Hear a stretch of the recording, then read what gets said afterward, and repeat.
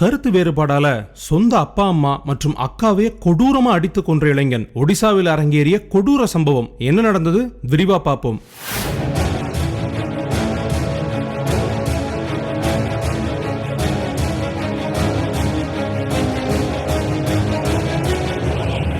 ஒடிசா மாநிலம் ஜகத்சிங்பூர்ல தான் இந்த சம்பவம் நடந்திருக்கு. இந்த சம்பவத்தை நிகழ்த்தியவர் 22 வயதான இளைஞர் சூரியகாந்த். இவருடைய தந்தை பிரசாந்த் சேத்தி, தாய் கனக்லதா சேத்தி மற்றும் அவருடைய அக்கா ரோஸ்லின், இவங்க 3 பேரையும் தான் ஒரு நாள் ராத்திரி தூங்கும் போது கொடூரமான முறையில அடித்தே கொலை செய்திருக்காரு சூரியகாந்த். நடுராத்திரி 2:30 மணிக்கு நடந்த இந்த சம்பவத்துக்கு பிறகு வெளியே போய் ரத்தக்கரை படிஞ்ச துணியெல்லாம் மாத்திக்கிட்டு அக்கம் பக்கத்துல இருக்கிறவங்களை கூப்பிட்டு அவருடைய பெற்றோரையும் அக்காவையும் கொலை செய்ததை பற்றி அவரே சொல்லியிருக்காரு. அதன் பிறகு காவல்துறையினரை வரவழைத்து அக்கம் பக்கத்தினர் சூரியகாந்த காவல்துறை கிட்ட ஒப்படைச்சிருக்காங்க.